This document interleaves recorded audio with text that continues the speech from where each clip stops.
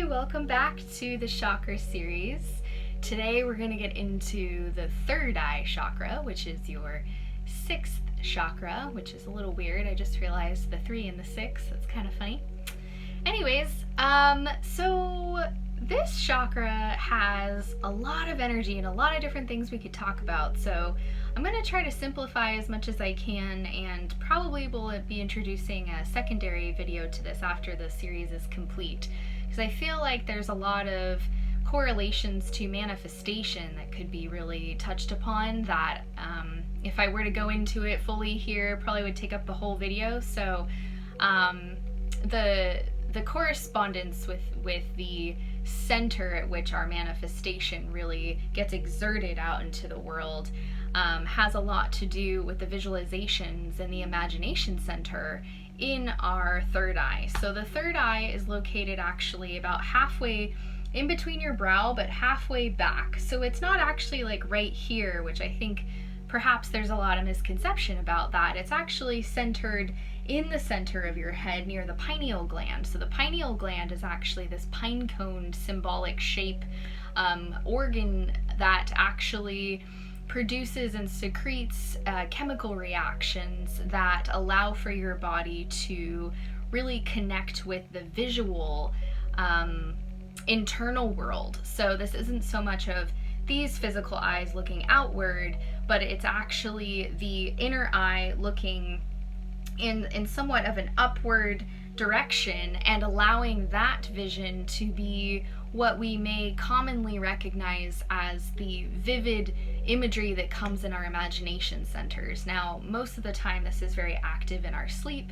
This is why we have visions in our sleep and we see things in our dreams. That's the third eye really having a grasp on full permission to explore imagination. Now, when we are in a waking state, oftentimes we've been programmed through society, through cultural backgrounds, through genetics, all the things, but all the suppression of our third eye, of our imagination center, and the beliefs that we have about the imagination center being just simply imaginary and not recognizing that it actually is symbolic. It's the visionary epicenter for your creation energy to actually broadcast your desire into your reality. So this is actually the center of your wisdom.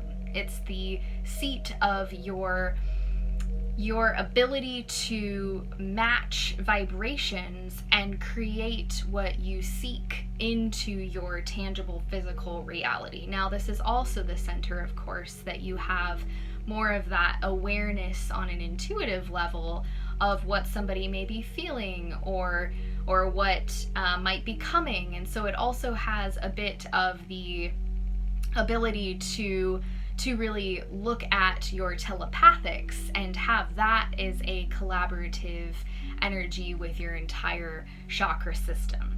So the third eye chakra governs not just the third eye, but also your physical eyes.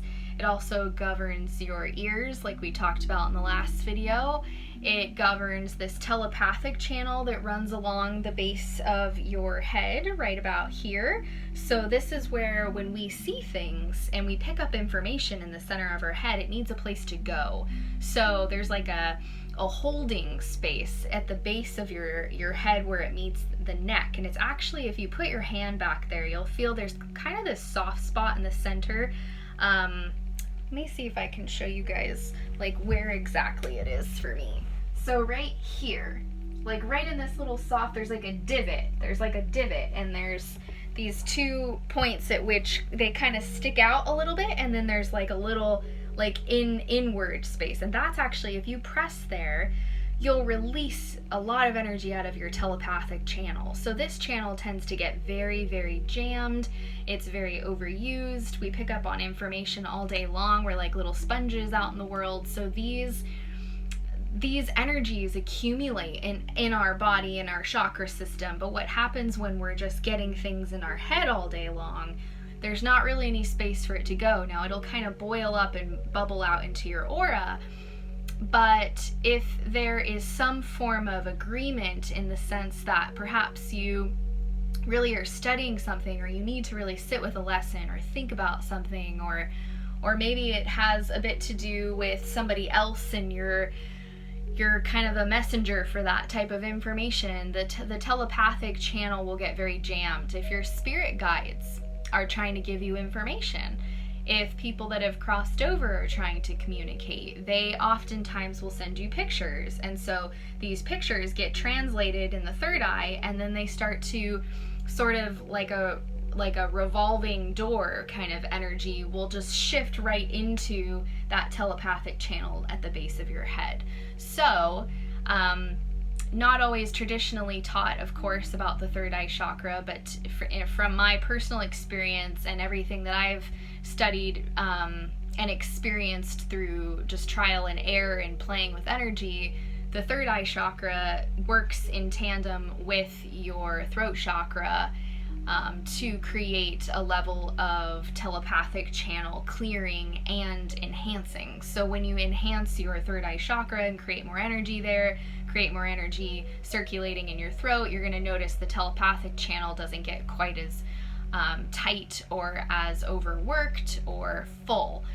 So putting your hand back there through touch can be very, very effective in giving the body like a permission slip to release the stored information. Anything that's in there is something that doesn't really need to be in that telepathic channel. It's like the body's way of sort of hoarding onto information. So it's not data that you're really seeking to hang on to for long periods of time. It's actually better serving you to have this really cleared out. So in the meditation part of this video, in the meditation part of the third eye chakra, we're going to get into that, really clearing that telepathic channel out and clearing out the pineal gland.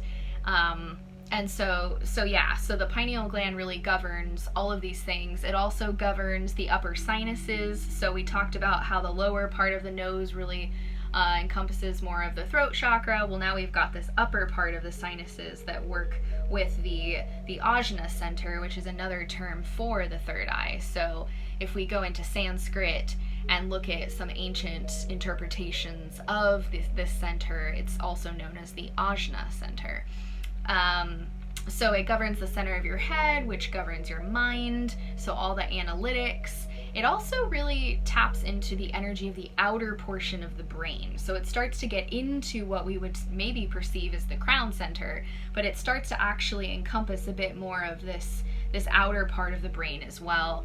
And then the ear channels, like we talked about, being deeply connected with that telepathic channel, also being governed through the third eye chakra. So it becomes a piece of importance, let's say, in your life to start to play with this center. Having an intention to really engage with your third eye can actually enhance the way that your body feels on a day-to-day level. The reason being that this is the center of your wisdom. So this is the space that allows for limitless possibility.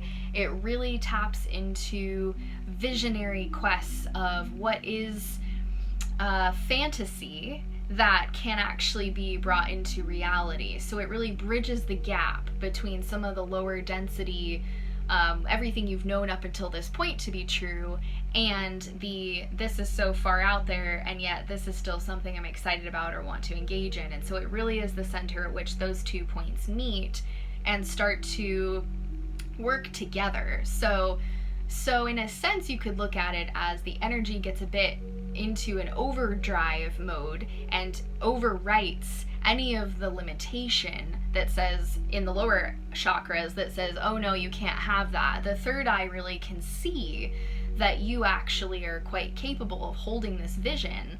And because the body is designed to use your imagination, to use this vision center to create your reality, it's actually one of the most important tools in your tool belt here to really enhance your visionary skills. So you could look at that as if you are having a desire to manifest things into your reality, whether it be experiences, relationships, maybe you want to change yourself, maybe you're looking for exciting passions and things that you want to explore. Well, having a desire is one part of the ingredient, and having the awareness is another one. And then having the ability to really channel that creative energy from your sacral center. So back in that second chakra video, we talked about this is where the creation energy really gets stimulated, and then we start to channel it up the spine into the center of the head. Well, that directive, that visual of bringing that creative energy through the spinal column and working with the fluid in there and creating an activation in your healing ability called your kundalini activation, that actually is just another interpretation of a simplified way to just bring the energy up into the center of your head. So now you're channeling your creation energy up here, and now what you're seeing and what you're postulating as something that you wish to receive or experience or give to the world, whatever it may be, this is the center at which your body naturally goes, oh, this is how we create it. And then your third chakra, your willpower center, really activates along that spinal channeling and creates that willpower up into the center. And so now you have all of you working in tandem like a loop to broadcast, to project your reality into the physical space around you. So what will happen during these visualizations and during the exercises of really getting into this center here in order to create, you may notice that there's a form of limitation. Now, this limitation could have been put onto you. It could be looked at as a type of belief or a doubt that's sort of prohibiting you from actually owning this space. But more often than not, for those of us who are really sensitive and chose to incarnate into family lines that perhaps have quite a bit of trauma or things that feel like they're sort of stuck in having to work the dense lessons of life, sometimes those people, those ancestors, those people in our genetic line, coupled with society and the control that we're sort of experiencing here in this reality, they all create this soup of energy that creates a pressure in here to then suppress your ability to use your imagination in service to you. So the imagination then sort of takes a backseat and says, oh, well, I'm really only active during astral travels and sleep time, and that's where I'm going to create. But it's not really a co-creation on a conscious level, and so it's a bit of a lower aspect of creating your reality. And oftentimes what ends up getting created is a lot more of the subconscious processing. So we're looking at, oh, how come there's reoccurring patterns? How come there's the same lesson that keeps showing up? It must just be what I deserve. There's kind of this settling thing that we do when we realize that our reality seems to sort of be happening to us and we're not really establishing a bond and co-creation with our desire. Well, really, that's just a misinterpretation of some of that stagnancy, that limitation, where the energy is unable to flow in full capability. So oftentimes this is a center that you're going to really perceive a lot of limitation, especially when you first start doing energy work. There's a reaction, there's a response to the level of power that you are owning by saying, yes, this is the seat of my wisdom and I deserve to receive everything that I desire, and so I'm going to co-create with my reality, channel my creation energy up here and broadcast out into the world. Now, when you choose to activate that, even if you're just playing around and it's something new and you don't feel like a pro, it doesn't matter. It creates a substantial shift in the entirety of your aura around you. So what does that look like? Well, on a spirit level, it looks like a beacon of light just lit up, because that's you really stepping into your power, playing with your purpose, embodying who you really are. And so the moment you say yes to that kind of activity and start generating that flow, there's a lot of reaction. Now, of course, there's a whole layer of positivity that comes, but I want to talk first about some of the limitations and some of the negative aspects of going into this work. So what can happen is the first thing you discover is that you're not the only energy in the center of your head. There's some people in here. There's some energies that are invested in the role that you're playing. So let's say that you're somebody that resonates with taking care of a lot of people. You're somebody who's sensitive, you're empathic, you sympathize with things. These aren't bad traits, but sometimes they get out of balance, and sometimes they create relationships in your life that are really a lot more like codependency, and so they become a bit more toxic or a bit more on the side of not serving you in a 50-50 exchange. Sometimes we go through that and opt into those relationships just to really realize that that's not what we want to keep saying yes to, and we need that experience of having said yes and the toll that it takes on us to say yes.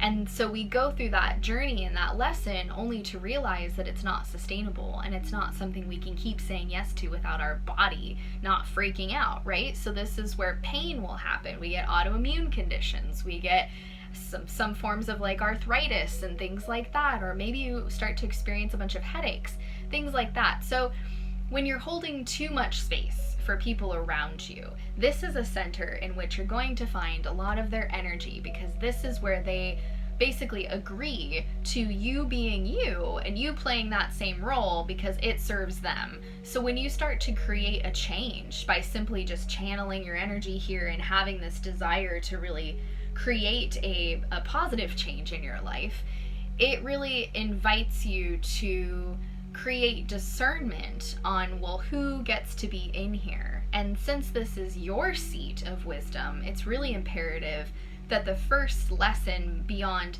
channeling energy and starting to play with that is for you to explore, well, who's in here and who's invested in me playing this role that's really a bit outdated, and now I'm looking to change it. I'm looking to upgrade. I'm looking to enhance my life. I want to be in a thriving state and not feeling like a victim, not experiencing my sensitivity as a victimization. I'd rather take it into a higher level and have it be something that gifts me with synchronicity in return for me stepping into my power and holding space for that energy field, upping your vibration in the way that your body was designed to run.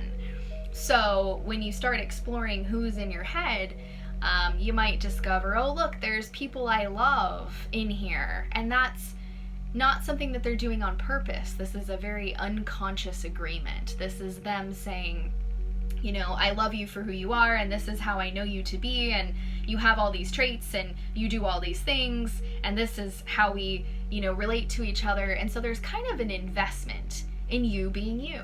And the moment you start to kind of make addendums to that agreement or change it all together, even if it's just little tweaks here and there, there's an energetic response to you even looking at the possibility of that change. Now, I want to give you an example. So let's say that you're somebody that people around you really rely upon, or perhaps it might not even be as obvious as being able to really see that. But let's say suddenly you decide that you want to move to Costa Rica. Now you've got this idea in your head that you haven't shared with anyone. It's just for you. Right now you're in that zone of it's a fresh burst of energy of, I have a desire to move to Costa Rica, and I'm sort of just sitting with that. Now, what can really happen, because you've created that level of awareness and it's operating from here, maybe you're starting to even visualize yourself. What would it be like to be in Costa Rica? You know, what would it feel like to live there? What does the land feel like? What would I look like there? The impact of you even exploring that option without the real commitment piece of it actually creates an energetic response from those in your life who are really invested in you being you and you living where you currently live, not in Costa Rica. So before you even get a chance to start circulating that energy into full manifestation and full abundance and receiving, there's a response, there's a reaction energy that needs to be looked at and really analyzed in a sense. And so that way you can create a level of discernment to detach yourself from everyone else's investment, because ultimately you making that decision should be grounded in you and not in everybody else's permission for you to follow that truth.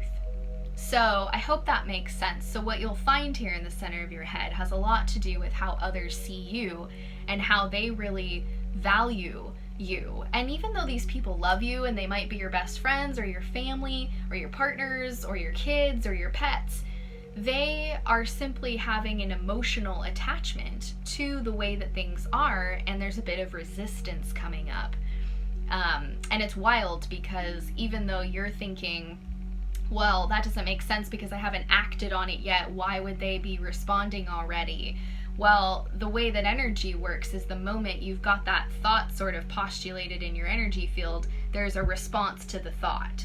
So it has like a magnetism to it. So you'll start to be able to go, oh, look, there's my parents' energy responding to that idea, and there's my best friend's energy, and my kids, and my coworkers. And so it's really fun when you're exploring your own intuitive development to take the time to really look at those agreements through this perspective. If I make this choice, if I sit with this long enough, this Costa Rica dream I'm having, who is trying to stop that from happening? Who is invested in making sure that I don't create such a massive change in my life without getting them on board or resolving, this agreement that I have with them? And it's kind of silly because, of course, it can get a bit more dramatic once you actually apply language to it, meaning going around telling everyone, hey, I'm moving to Costa Rica. That's when you would expect to get that response back to your energy field. But most people don't even really consider that would be something they could look for prior to the communication even happening on a physical level. So this is a very advanced way of looking at working with the third eye chakra, is recognizing that everything's happening now. So the moment you're like, ooh, Costa Rica, cool, it's in your aura and people are responding to it. So play with that and just look for who is really invested in you being you, and send them unconditional love for their worry, their fear, their attachment, their codependency, whatever it may be, their security, and it doesn't come from a place of them intentionally trying to harm you. It's very rare that you'll find somebody who's trying to harm you in that way. Most people are just unconsciously invested in their relationship with you and things not changing, right? So before you're able to really perceive your true ability in manifesting this desire, whether it be Costa Rica or something else, doesn't matter, before you can really receive that, you have to pull those other people's energy out of your space, out of your mock-up, out of your center of wisdom, out of your control center up here. Because what can happen is if you've got all these cords going on of other people's energy and you're like a beacon of light saying, hey universe, I'm ready for this next step, please give me this opportunity, the universe is trying to give you that opportunity, but it'll get stuck out here instead of coming fully into fruition because there's too much energy pushing against it. And this wouldn't be you resisting, this is everybody else's investment. So sometimes we even mistranslate that and go, oh look, I'm resisting it. And it's like, well, really sit with that. Is it really you resisting that dream? Or is it you thinking it's you because you're so used to everybody being corded in here and trying to figure out where you're going and what you're going to be doing and hoping that you keep the agreement to not change? So that's something to really consider, because that energy is just like 9 times out of 10 very alive and well in here. So what I like to do is simply create a level of clearing within this space for myself on a daily basis, just to sort of keep that at bay. Because even if I'm not quite clear on what it is that I desire or want, I simply don't want anybody else's energy playing into my ability to even look at that or to receive it. And so it's just time for us to really gather our willpower in a different, higher frequency. And that requires us to detach from limitation that is sort of cast upon others. Now, this can be an area at which you might start to discover a lot of your parents' programming in here of what you can and can't have, or how they see the world might be imprinted in this center on how you see the world. So because this is such a visionary energy field, it's really important that, again, you create a separation between your genetic imprint and allow yourself to have your own perception of what you get to see. So that might seem sort of redundant and kind of like a duh thing, but really scanning this space and just setting the intention to pull everybody's energy out of here. It's like asking the question, so if you're closing your eyes in a meditation and you're like, okay, I'm bringing my attention right here into the center of my forehead, and I'm just gonna imagine that there's a room in here, and I'm gonna clear it out, and I'm gonna blast everyone's energy out. You don't have to nitpick and go, who's that and why are they there and who's over here. You can just say, I don't care who you are, I don't want anyone in here but me. Poof. So that's another way to just kind of bypass the analytics of having to know who it is. But I think for the sake of learning, I'd really encourage you to do both. As far as the maintenance goes, you don't need to analyze it every single day. That takes too much time and effort, and it'll actually prevent you from doing it altogether if there's too many steps involved. But when it comes time for you to really explore, the devotion to cleansing this space, give yourself an opportunity to say, who is in here? And it might surprise you. You might find people that are in here that maybe tried to control you in the past. Maybe they kind of had this dictator sort of energy. Maybe they're just somebody that's super curious or wants to be you. Maybe there's a bit of jealousy there. And so there's people that might show up that aren't really in your present time reality. They may have known you when you were a child. They may have only briefly crossed paths with you for a short period of time. So usually the people that I find in my space on a day-to-day are now more in present time. But at the beginning, when I was really picking apart and discerning who was in there, it was very surprising to find a lot of childhood friends were in there. A lot of their family was in there because my best friends growing up as a young kid, their parents were very scared of how I was going to impact their child. So that may be something that might not resonate with you, but I'm just giving you an example of some of the investment that can be sort of shocking and surprising, because here I am, 32 years old. You wouldn't expect that type of agreement or that energy to still be expressed here, but it kind of sticks around until you give it a hello and tell it to leave. So the same can be true for religious programming, looking for, is there any religious energy in here from a past life, maybe from genetics, maybe just from cultural associations. Sometimes we don't even realize we have a past life that is showing up here trying to prevent us from doing something, because see, some of the trauma from past life is interesting. So like, let's say that you were persecuted in a past life for not following the rules or doing something kind of rogue, or you were in the rebellion or whatever it might be. And so you postulating this energy flow from your creative sacral center up through the center of your spine into the center of your head creates such a massive willpower broadcast system in your aura that it will hit religious programming, because religions oftentimes say you can be big but you can't be that big, and you need to worship things outside of yourself, not honor yourself in this magnitude. And so there's a lot of limitation that can come from past lives. And if you were persecuted in the past for that expansion that you had, where you were maybe a rebel and said, no, I'm not going to say yes to something that doesn't resonate with me, and I'm going to stand on my own and sort of broadcast that I'm choosing something different. Well, if you were murdered or outcast in any sort of way or punished, the body has that memory. And so the body goes, well, remember that when we stepped into this type of power in the past, we got in trouble. And so the body's constantly trying to protect you from things reoccurring. It's trying to help you stay safe. And so if there's kind of a false flag on the safety thing going on in here, you're going to become keenly aware of it. So searching for religious programming might not make sense to you, because you're like, I'm not Muslim in this lifetime, I'm not Jewish in this lifetime. It doesn't matter. Just think of all the different religions you can possibly think of and just sort of cross them off your checklist. Just scan for the energy and create a visual for pulling it out of you and sending it to source. It's like, wow, thank you for that information and I no longer need you. It's not in present time.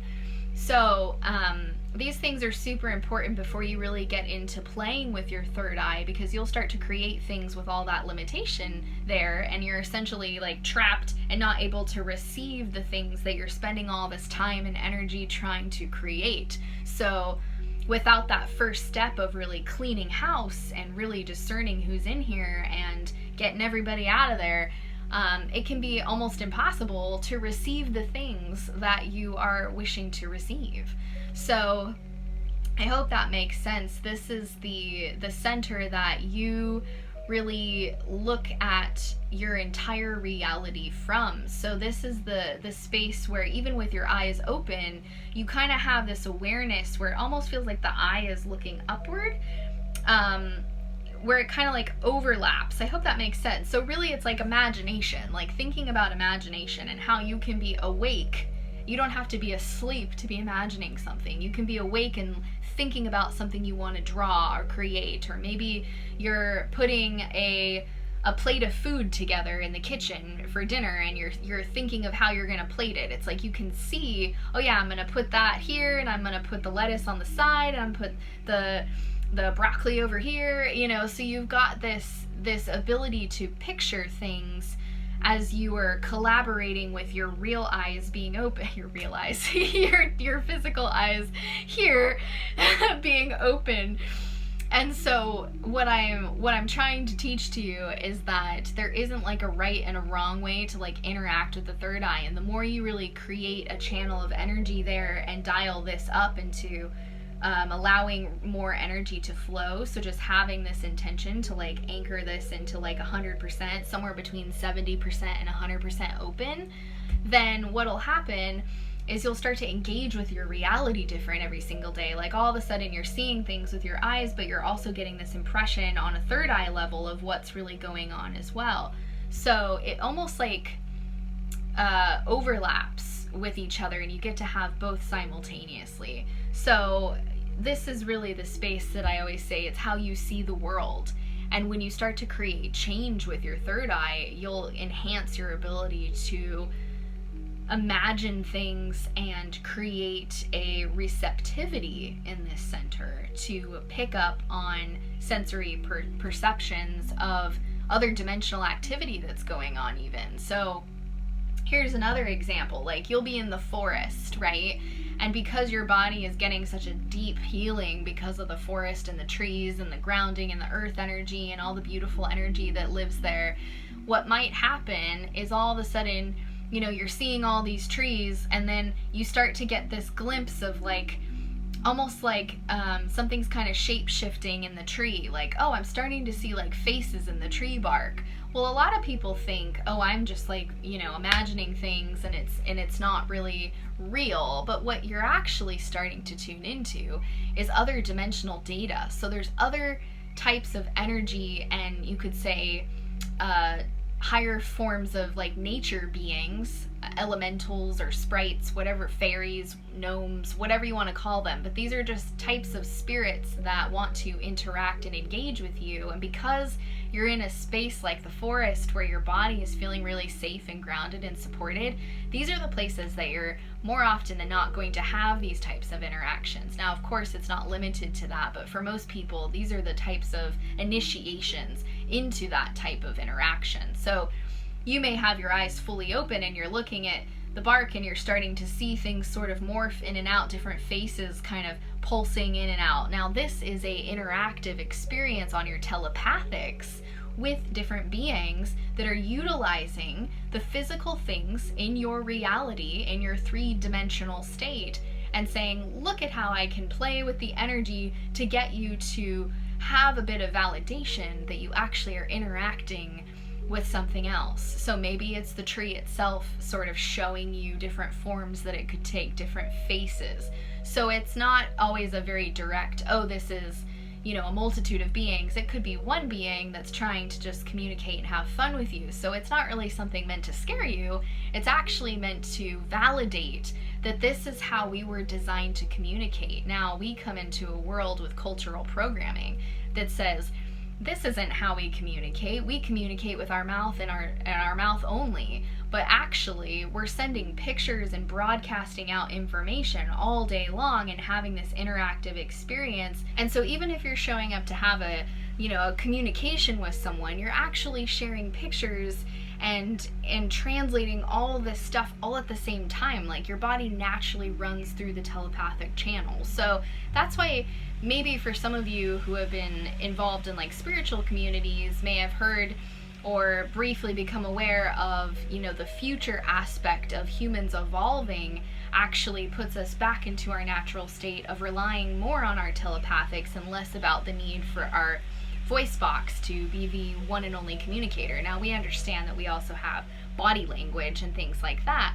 but really the power of our telepathics is very, very intense. So there may have been experiences that you've had where maybe you're sharing space with someone and you're just thinking something, and then all of a sudden they start to say, oh, I'm thinking about this, and you're like, I was just thinking about that and I didn't even say anything yet. So these are times where you really get to be validated on how much our telepathics and our communication is constantly working for us. So this is a really fun chakra to play with. It starts with getting into more of the negative aspect of like who's in here, who feels like they deserve to be in here and is kind of pushing themselves in there, because there will be a handful of beings that tend to do that. Now, whether it be somebody you know or something from a past life or family ancestors. I have an ancestor that's a great grandmother that is not very happy about the work that I do because she was extremely Catholic. And so even in spirit, she's really holding to this idea of things being right and wrong, and every now and then she shows up in the center of my head trying to dictate and make sure that I don't create too much change, because of course it creates change for her as well, as I really empower myself, and especially when I'm working my female energy and really enhancing my intuition, it can be like a powerhouse type of energy that really challenges people and ancestors and spirits, all of them all at the same time, that don't have that access to that level of power. And so they try to shut it down very quickly. So it becomes very triggering.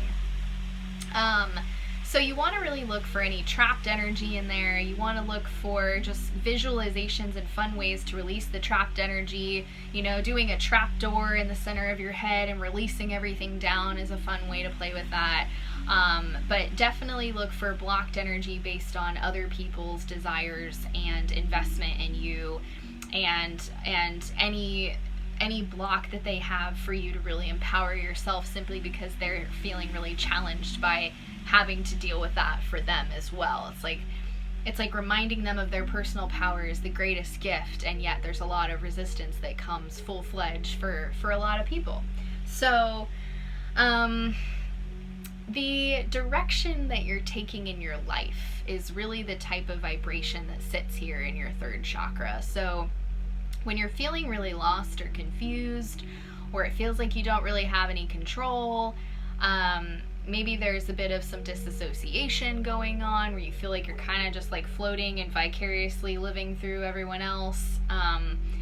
That indecisiveness when you're trying to make decisions, feeling really a strong lack of confidence, and just general kind of fuzziness. Now, these are indications that there's some funky energy going on in the center of your head, which relates to the third eye chakra.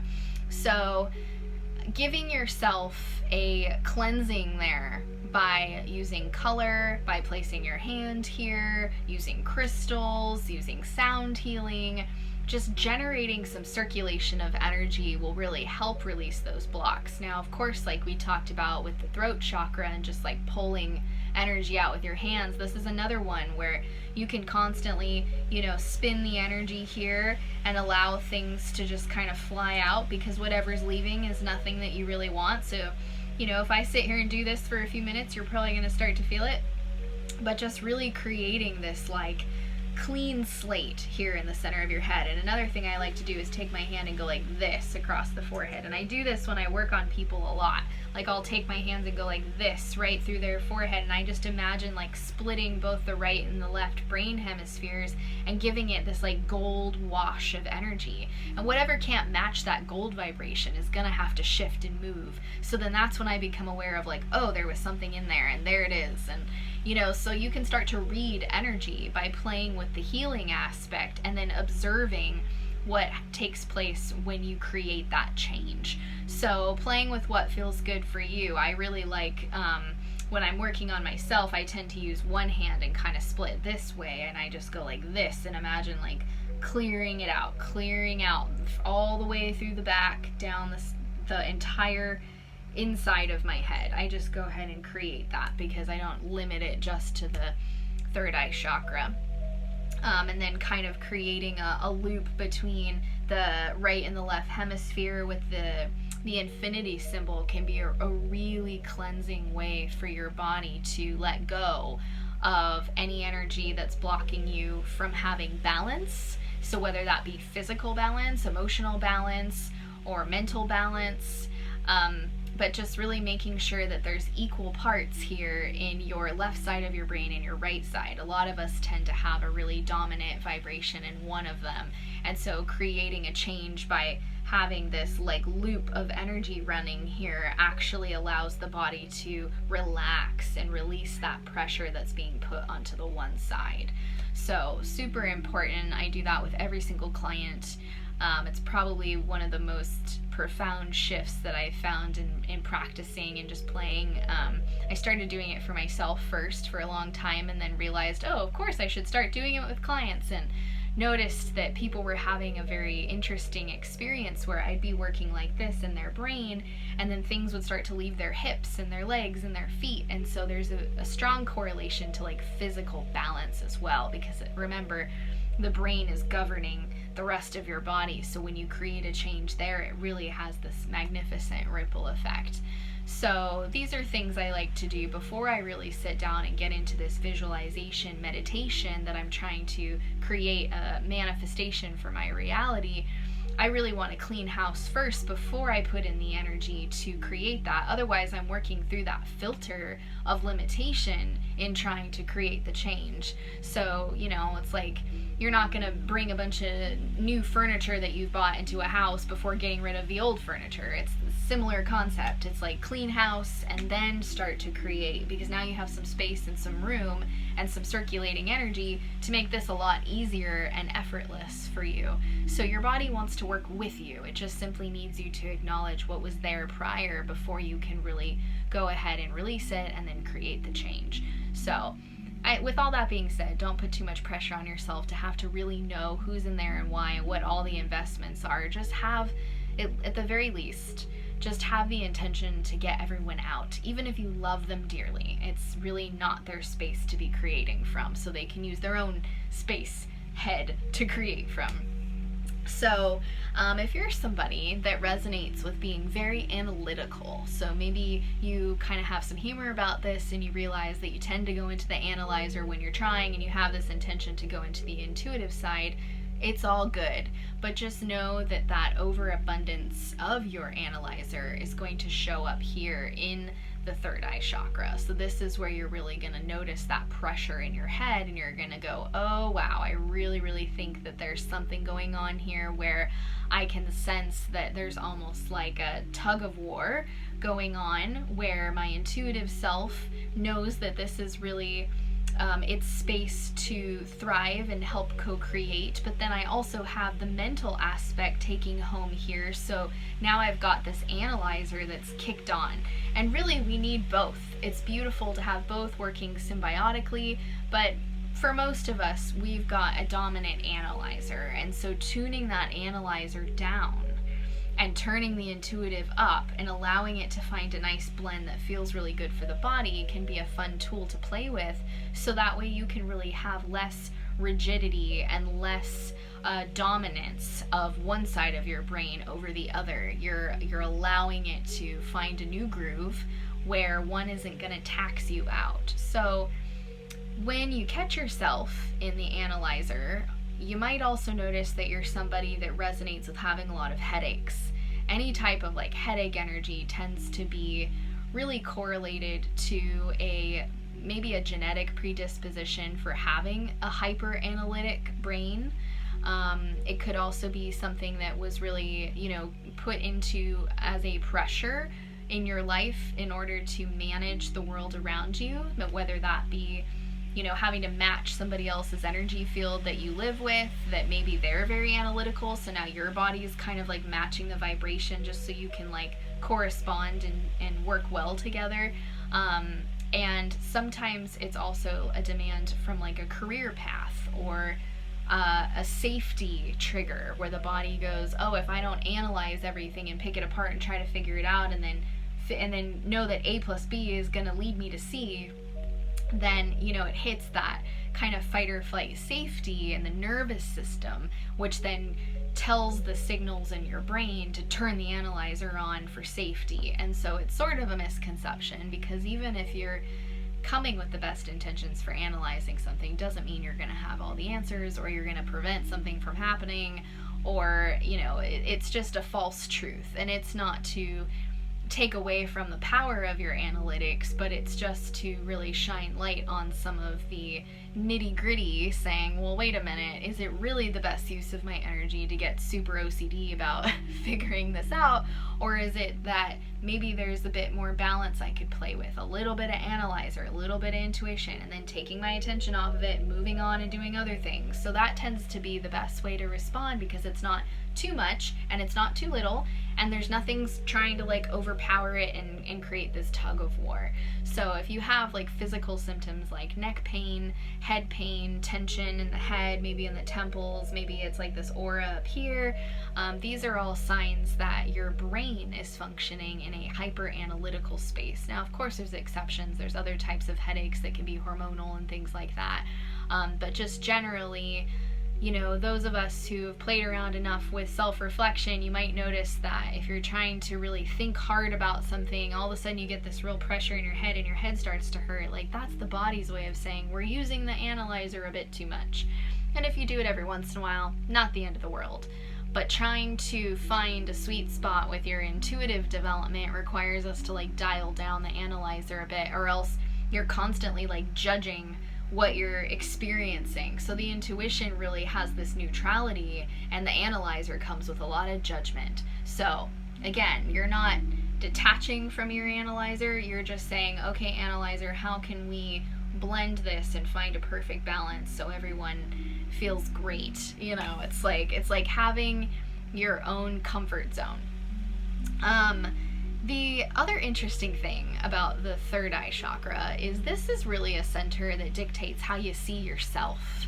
So the more change you create here, all of a sudden you start to really love yourself in a deeper way. And I think that's really interesting, because maybe more often than not, we associate those types of transformations with the heart center, really feeling love for yourself. We always associate love with the heart, and that's not that it's not true, but the way you really envision yourself, the way that you're able to look in the mirror and really see who you are and see the depths of your being, and not just the physical vessel, but really seeing your power, seeing how much you affect the world around you, seeing your importance and your unique and the specialties that you bring into the world, and being able to really honor yourself. That might be a better word to use in this description, is the ability to respect and honor yourself in a deeper level of awareness. And so the more we create energy flow through the third eye chakra with intention, the more we actually enhance our ability to love ourselves in a very unconditional sort of way.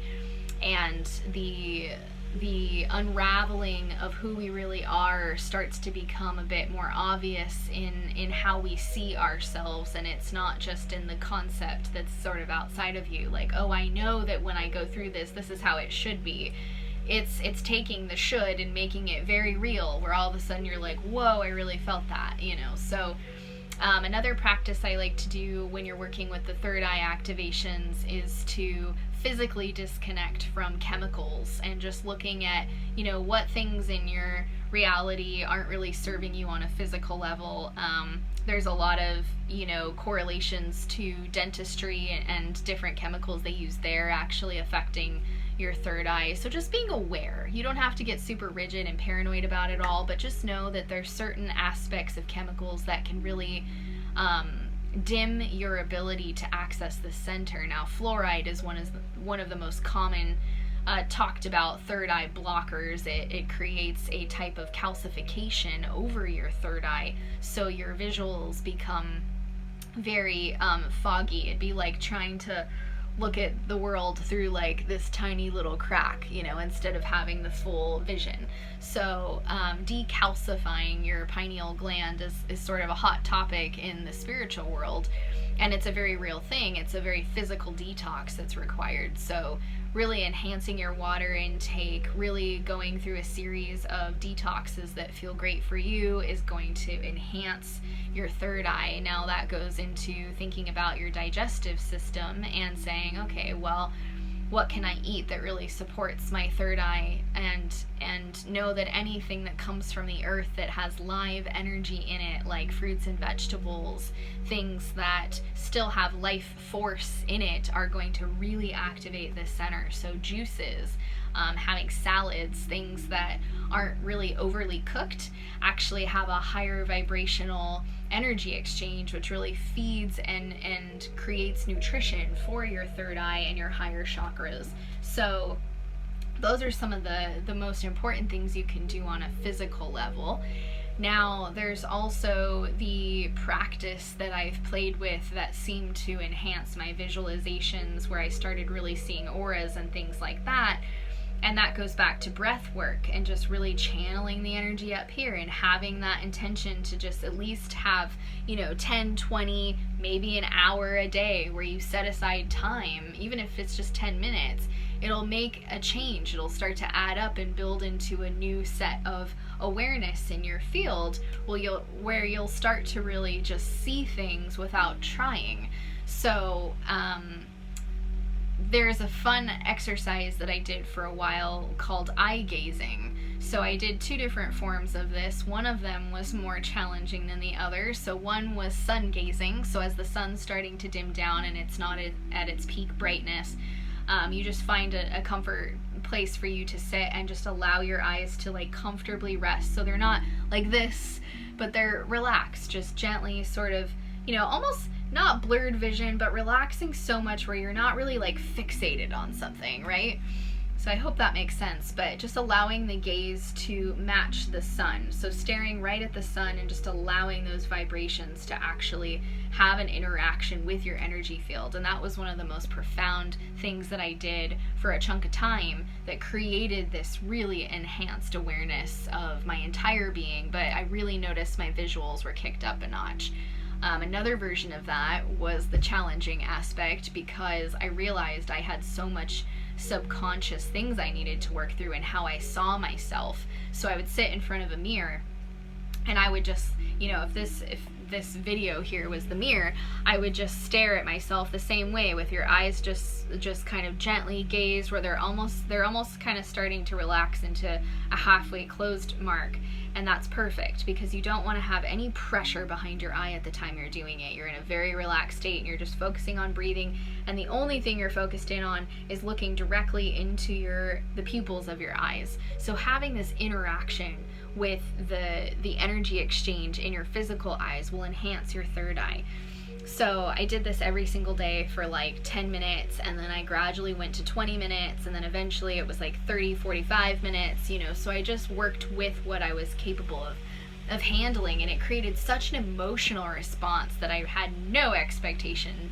And it really changed the way that I was able to honor myself, and suddenly I had an entirely different perspective of who I was and what my direction in life was going to be from that point on, and just this higher sense of purpose that became a driving force to really honoring my excitement and feeling into passions in a new way, and really seeing that, you know, the world is your oyster and you get to decide what it is you want to do and what you want to interact with, and it can be really playful and amusing and fun.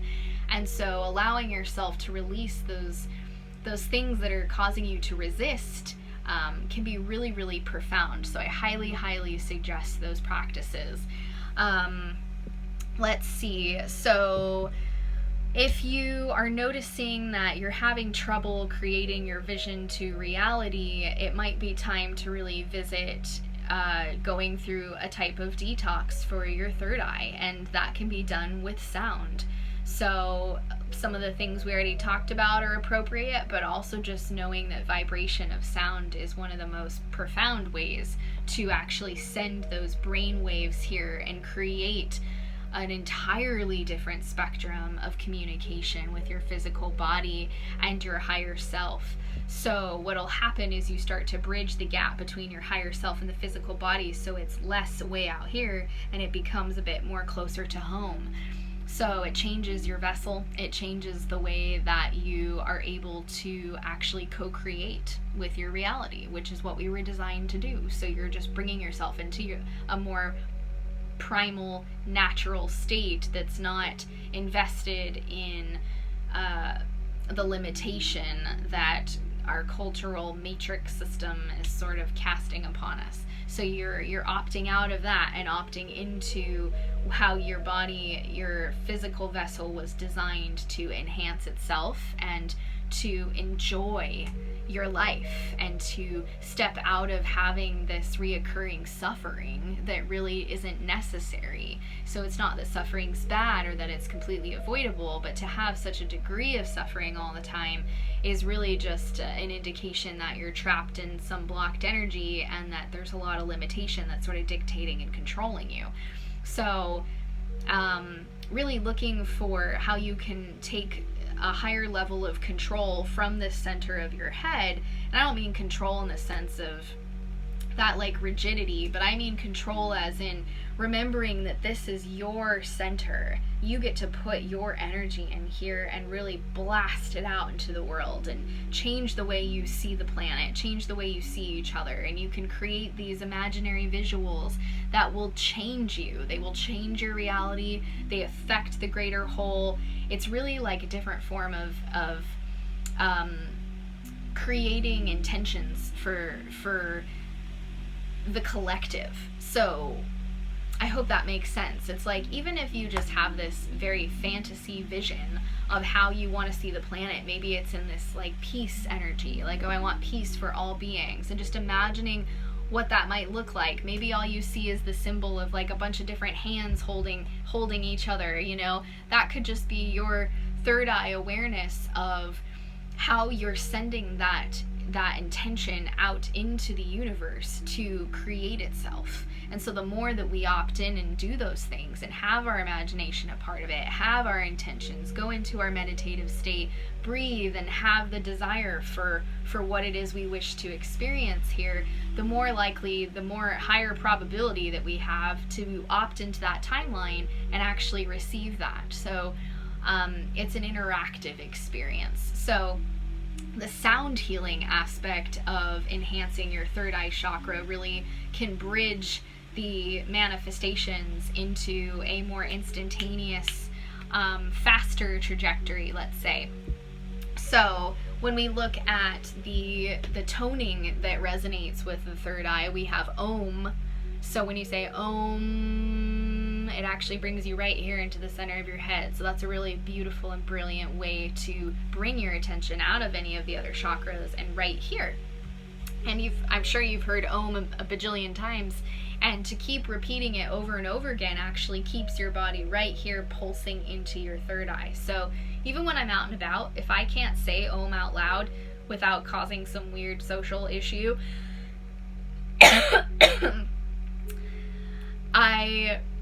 I will still say it internally. So inside my head, I can hear myself saying it, right?